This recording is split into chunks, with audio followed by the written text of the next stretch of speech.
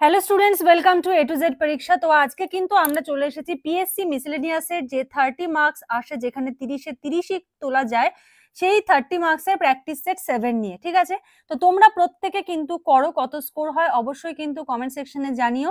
ক্লাসটা ভালো লাগলে লাইক করে দিও, যারা নতুন দেখছো অবশ্যই চ্যানেলটাকে সাবস্ক্রাইব করে নিও আরো নতুন নতুন ভিডিওর আপডেটস পাওয়ার জন্য। তো দেরি না করে চলো শুরু করব। তো দেখো প্রথমটা কি বলেছে, অতিথি। অতিথি এটা হলো অশুদ্ধ শব্দ, শুদ্ধ শব্দটা কি হবে? অতিথি। সবগুলোই কিন্তু হর্ষি। অধ্যয়ন, অধ্যয়ন নয়, কথাটা হলো অধ্যয়ন। হ্যাঁ, কোনো ধয় জফলা আকার হবে না। বিভীষিকা, বিভীষিকার সঠিক বানান হলো বিভীষিকা। ব্যুৎপত্তি, ব্যুৎপত্তির সঠিক বানান হলো বয় হস্যু জফলা খণ্ডত্ব প তয় তয় হর্ষি, ব্যুৎপত্তি। মুমূর্ষু, মুমূর্ষু না, কথাটা হলো মুমূর্ষু। ময় হস্যু, ময় দীর্ঘ, পেট কাটা বন্ধনের শয় রে, সরি দীর্ঘ না, হস্যু। হ্যাঁ, মুমূর্ষু, কথাটা হলো মুমূর্ষু। তাহলে এটা গেল হলো শুদ্ধ অশুদ্ধ। এখানে আউট অফ 10 কত করলে নিজেরা হিসাব করো। আচ্ছা, পরে আসছে হলো যেটা তোমাদের থাকে, সেটা হলো এক কথায় প্রকাশ। হ্যাঁ, বলেছে যা দমন করা কষ্টকর তাকে কি বলে? তাকে বলা হয় হলো দুর্দমনীয়। যা যা দমন করা কষ্টকর তাকে বলে দুর্দমনীয়। যা সহজে পাওয়া যায় না তাকে কি বলে? দুষ্প্রাপ্য। যা সহজে পাওয়া যায় না তাকে বলা হয় দুষ্প্রাপ্য। যা সহ্য করা যায় না তাকে কি বলে? দুর্বিষহ। ঠিক আছে, যা সহ্য করা যাচ্ছে না তাকে বলা হচ্ছে দুর্বিষহ। যাহাতে সহজে গমন করা যায় না, যাহাতে সহজে গমন করা যায় না তাকে বলা হয় দুর্গম। যাহাতে সহজে গমন করা যায় না তাকে বলে দুর্গম। যাহা সহজে উত্তীর্ণ হওয়া যায় না, ঠিক আছে, যাহা সহজে উত্তীর্ণ হওয়া যায় না তাকে বলে হলো দুস্তর। ঠিক আছে, যাহা সহজে উত্তীর্ণ করা যায় না তাকে বলে দুস্তর। আচ্ছা,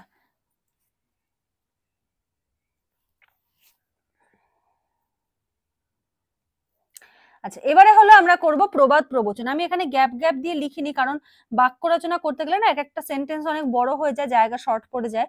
তো কোনটা কোনটা করব দেখো। তাল ঘষলে গন্ধ মিঠা, নেবু ঘষলে হয় তিতা, শূন্য কলসির আওয়াজ বেশি, নুন আনতে পান্তা ফুরোয়, যার কর্ম তারে সাজে অন্য লোকে লাঠি বাজে, যার ধন তার ধন নয়, নেপোয় মারে দই। এই 5টা প্রবাদ প্রবচন আমরা করব। তো 1 নম্বর যেটা রয়েছে সেটা কি রয়েছে, যে তাল ঘষলে গন্ধ মিঠা, নেবু ঘষলে হয় তিতা।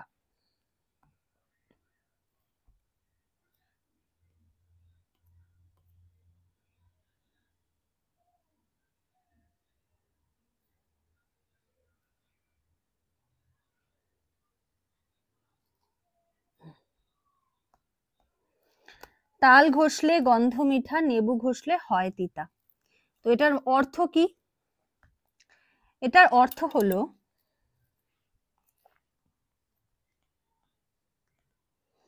ক্ষেত্র অনুযায়ী, ক্ষেত্র অনুযায়ী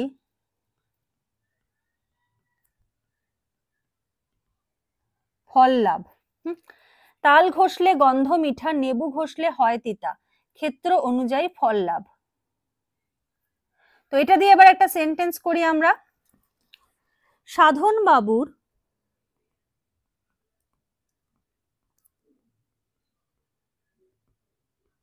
সাধন বাবুর বড় ছেলে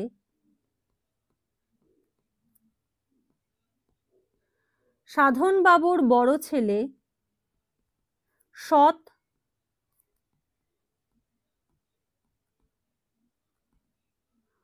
ও পরিশ্রমী, তাই বাবার মতোই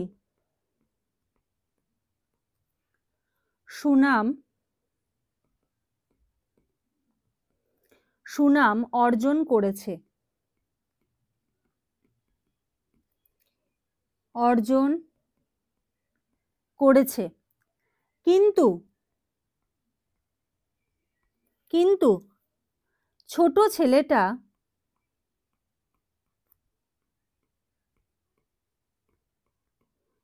ছেলেটা অলস ও নির্বোধ।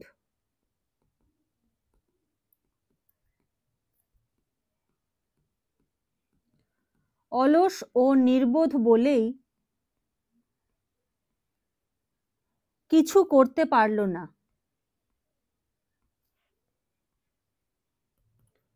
কিছু করতে পারল না। সাধে কি বলে, কমা দিয়ে, সাধে কি বলে,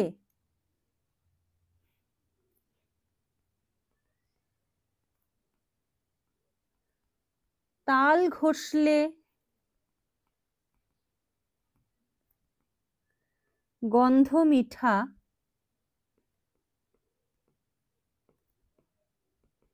নেবু ঘষলে, এটা একসাথে হয়ে গেছে আর মুছলাম না, হয় তিতা। ঠিক আছে, তাহলে এই হলো একটা সেন্টেন্স। আচ্ছা, 2 নম্বর কি বলেছে? 2 নম্বর বলেছে হলো শূন্য কলসির আওয়াজ বেশি।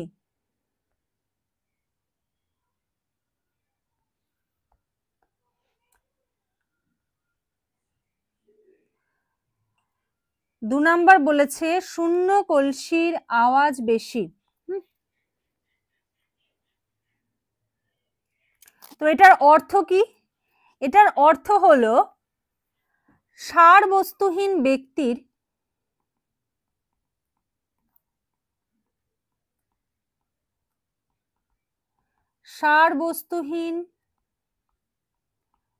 ব্যক্তির আস্ফালন। ঠিক আছে, এটা হলো অর্থ। এবার আমরা সেন্টেন্স লিখব, লেখাপড়া না শিখেও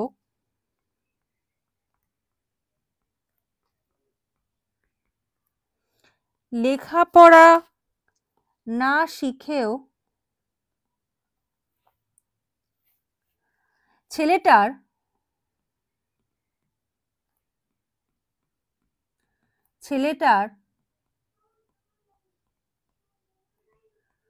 সব জানতা ভাব দেখে মনে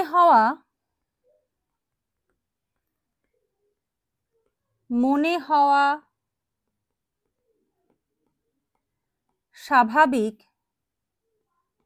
যে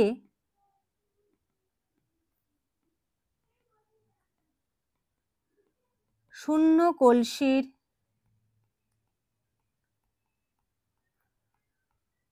আওয়াজ বেশি। ঠিক আছে, এটা গেল 2 নাম্বার। 3 নাম্বার কি বলেছে? নুন আনতে পান্তা ফুরোয়।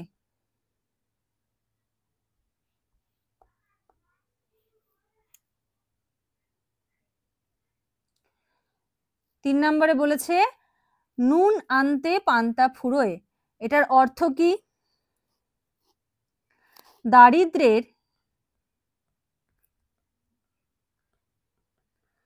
দারিদ্রের অসহ অবস্থা।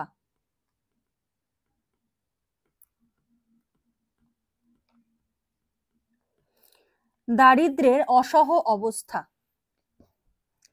তো কি বলেছে দেখো, বলেছে তাদের অভাব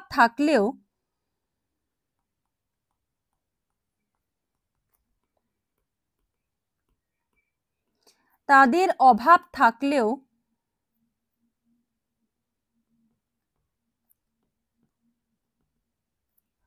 দুবেলা দুমুঠো জুটতো।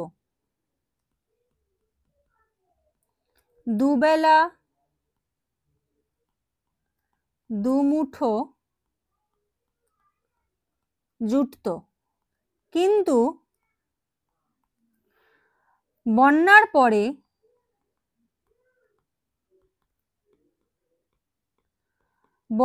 পরে এখন নুন আনতে পান্তা ফুরোয় দশা হয়েছে।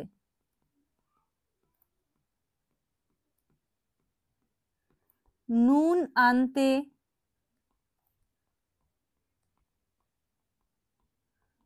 পান্তা ফুরোয় দশা হয়েছে। ঠিক আছে, 3 নম্বর হলো। আচ্ছা, এবারে 4 নম্বরে কি বলেছে? যার কর্ম তারে সাজে অন্য লোকে লাঠি বাজে। যার কর্ম তারে সাজে অন্য লোকে লাঠি বাজে।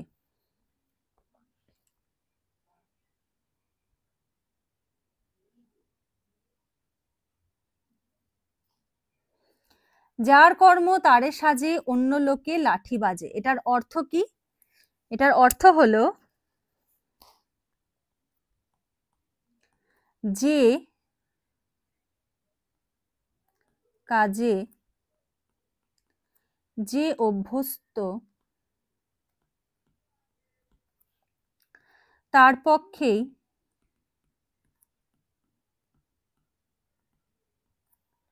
সেই কাজ করা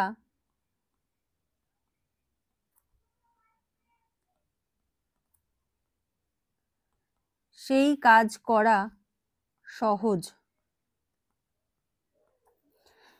যে কাজে যে অভ্যস্ত তার পক্ষেই সেই কাজ করা সহজ। আচ্ছা, তাহলে কি হবে? এটা দিয়ে একটা বাক্য রচনা করি। দাদুর অসুখের সময় দাদুর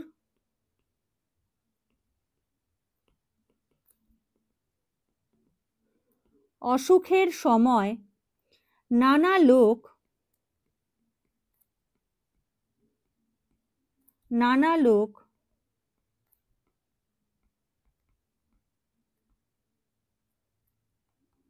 নানা পরামর্শ দিল, কিন্তু ডাক্তারের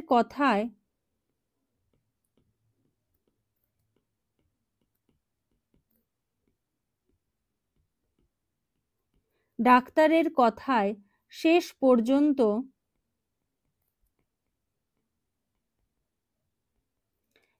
পর্যন্ত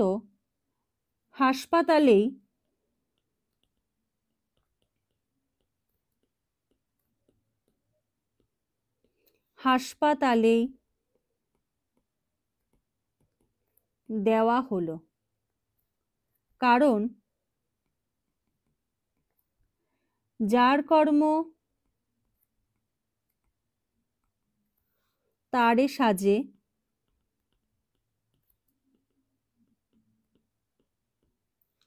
অন্য লোকে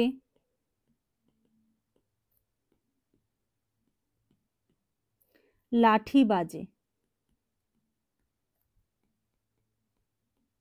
ঠিক আছে, আচ্ছা, পরেরটা যাওয়ার আগে বলে রাখি, তোমাদের কিন্তু ডেসক্রিপটিভ বেঙ্গলি ইংলিশের কিন্তু ক্লাস চলছে। ঠিক আছে, ডেসক্রিপটিভ বেঙ্গলির ক্ষেত্রে দেখো তোমরা সারাংশ পেয়ে যাবে 150টি, বঙ্গানুবাদ 250টি, প্রতিবেদন পেয়ে যাবে 100টি, 250 শব্দের মধ্যে প্রবাদ প্রবচন 250টি, এক কথায় প্রকাশ 1000টি, শুদ্ধ অশুদ্ধ পেয়ে যাবে 500টি। ঠিক আছে, ইংলিশে দেখো সব থেকে ইম্পর্টেন্ট হলো পিকে দে সরকার, যেখান থেকে কিন্তু পরীক্ষা একদম কমন চলে আসে।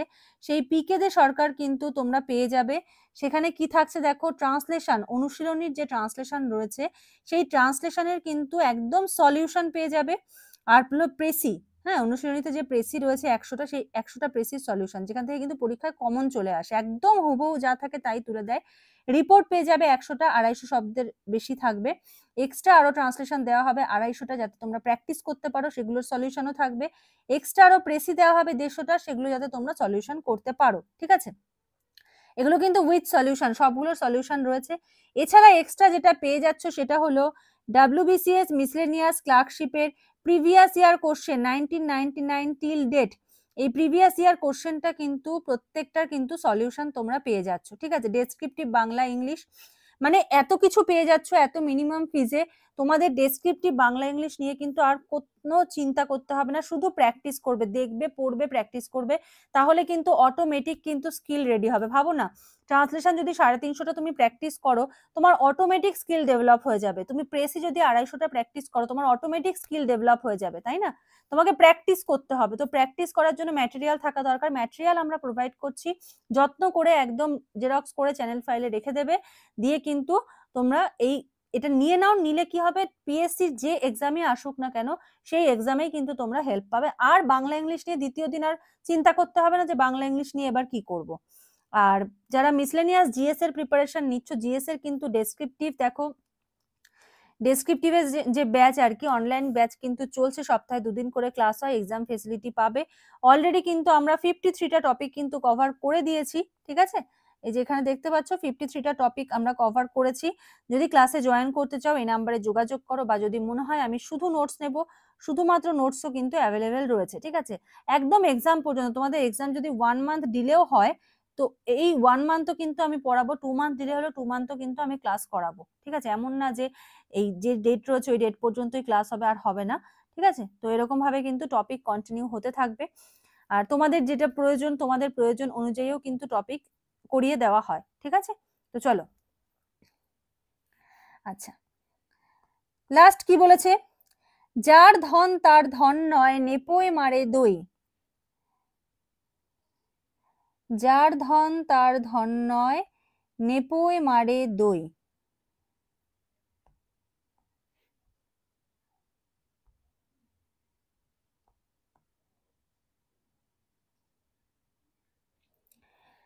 তো এটার অর্থটা কি হবে?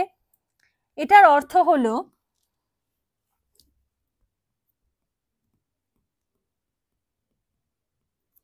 অযোগ্য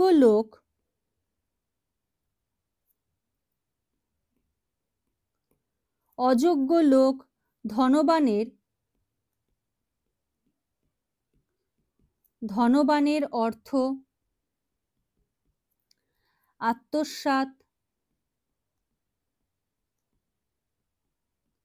আত্মসাৎ করে। অযোগ্য লোক ধনবানের অর্থ আত্মসাৎ করে। তো বাক্য রচনাটা করে ফেলি। দয়াল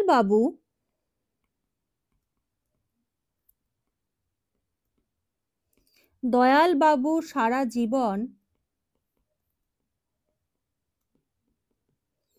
সারা জীবন কঠোর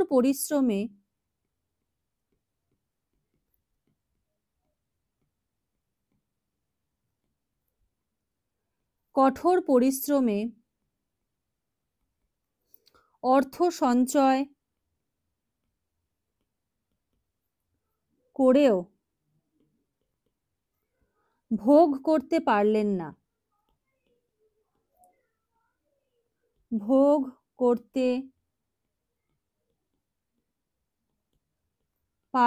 না, কিন্তু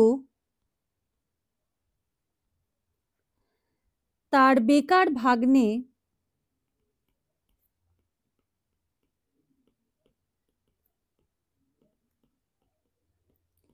বেকার ভাগ্নে এসে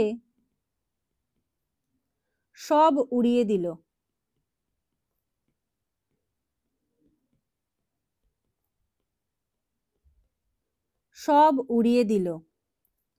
সাধে কি বলে,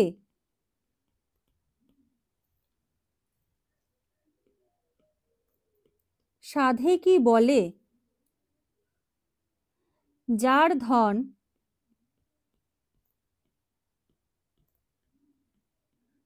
তার ধন নয়,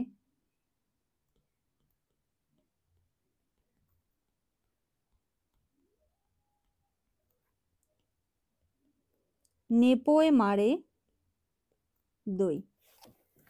ঠিক আছে, তো এই হলো তোমাদের আজকের প্র্যাকটিস সেট। কত স্কোর হলো তোমরা প্রত্যেকে কিন্তু জানিও, ঠিক আছে?